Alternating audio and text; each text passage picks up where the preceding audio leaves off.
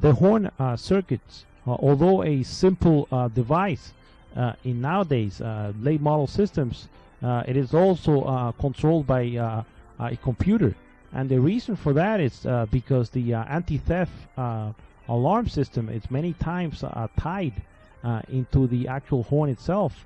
And remember that also the path of the horn contacts also go through the actual SRS clock spring, or the airbag clock spring. Keep that in mind. In this particular case, we see that this motor is actually fed power or voltage source through a relay, which in itself is controlled by the body control module. This body control module may also serve as the actual anti-theft alarm system, because the anti-theft module it's contained many times within the actual body module.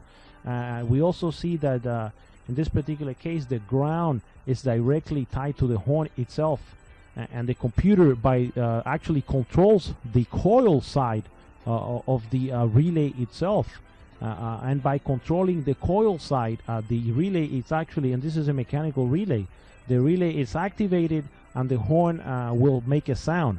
Again, this is not a high-speed control, since the actual body module is interested in turning the horn on and off, and a relay is sufficient for this type of operation. This is not a duty cycle control device, in other words. So if it were, you would need a transistor or a driver in between, and this would probably be an internal module function. Again, this is the importance of a horn circuit is important, because many times you actually have to troubleshoot the actual data path that has to do with the anti-theft system.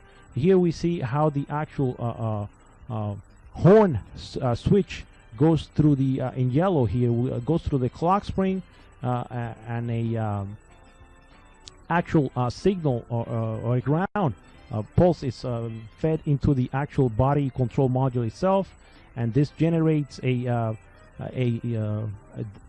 electron path through the red current flow side, which activates the relay, and in turn actually activates the horn.